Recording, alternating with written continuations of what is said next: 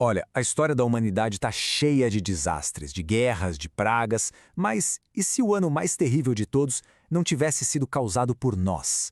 E se a culpa fosse do nosso próprio planeta? Então, bora mergulhar no ano de 536 d.C., um período que parece coisa de filme de ficção científica, mas olha, foi bem real e assustador. E essa pergunta, nossa, parece até o começo de um filme de terror, né? Pensa só. E se um dia, do nada, o Sol simplesmente parasse de brilhar? Pois é, para quem viveu lá em 536, isso não era uma pergunta hipotética, não. Era a pura realidade. E o pior é que tudo começou assim, de repente. No ano de 536, uma névoa muito estranha e que não ia embora começou a cobrir a Europa, o Oriente Médio, partes da Ásia, e assim, não era uma neblina comum, não era nuvem de chuva, sabe? Era tipo uma penumbra que simplesmente baixou no mundo todo. E o mais assustador, ninguém fazia a menor ideia do porquê. O primeiro sinal de que a coisa estava feia mesmo veio do céu. O pessoal que viveu naquela época escreveu sobre isso. Eles contaram que aquele azul que a gente conhece simplesmente sumiu. No lugar ficou um tom meio amarelado, sabe? Uma cor doentia. A luz do dia, ela parecia errada. Simplesmente errada.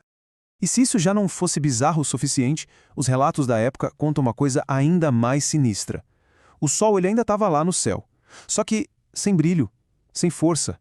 Era só um disco pálido, meio azulado, que não esquentava nada. Diziam que parecia mais a Lua do que o Sol.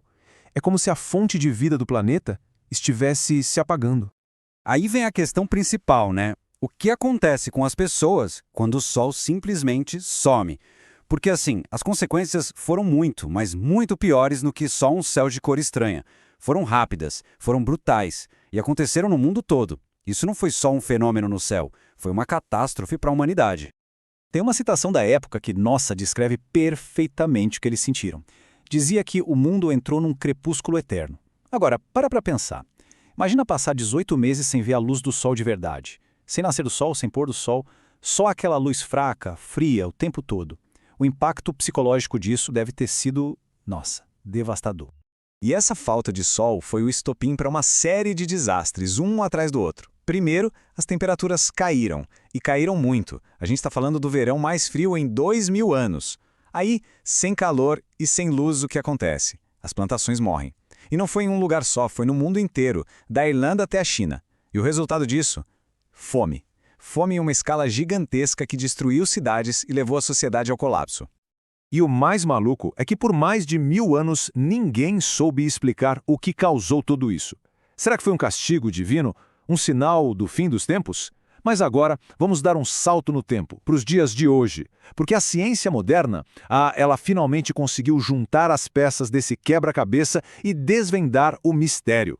Os cientistas basicamente viraram detetives da história. De um lado, eles tinham as pistas, os relatos antigos, né, que descreviam os eventos bizarros e todo o sofrimento. Do outro lado, a tecnologia. Eles foram analisar testemunhas de gelo, lá da Suíça, pedaços de gelo com milhares de anos. E dentro desse gelo, eles acharam pistas minúsculas que contavam a história da atmosfera daquela época. E a resposta, acredite, não veio do espaço. Não foi nada extraterrestre. Veio de dentro do nosso próprio planeta. O grande culpado por trás daquele ano de escuridão foi um fenômeno natural gigantesco, um negócio chamado inverno vulcânico. Ok, mas o que raios é um inverno vulcânico? Bom, de forma bem simples, é quando a temperatura do planeta inteiro despenca por causa de cinzas e outras partículas de um vulcão. Quando uma erupção é forte o suficiente para jogar tudo isso lá para cima, na atmosfera, essas partículas formam tipo um véu, uma cortina que impede a luz do Sol de chegar aqui embaixo. É basicamente um efeito dominó terrível. Primeiro passo, um vulcão gigantesco entra em erupção. Os cientistas acham que foi na Islândia ou na América do Norte. Segundo, essa explosão é tão violenta que joga uma nuvem enorme de poeira e cinzas lá no alto, na estratosfera. E por último, os ventos lá de cima espalham essa nuvem pelo planeta inteiro, como se fosse um cobertor. E pronto, a luz do Sol é bloqueada. E a parte que talvez seja mais chocante disso tudo é o tempo que durou. Essa escuridão, esse frio, não foi coisa de dias ou semanas, não. Durou quase 2 anos. 2 anos! Foram 18 meses com o mundo inteiro vivendo debaixo desse véu de cinzas, nesse crepúsculo gelado que parecia que nunca ia acabar.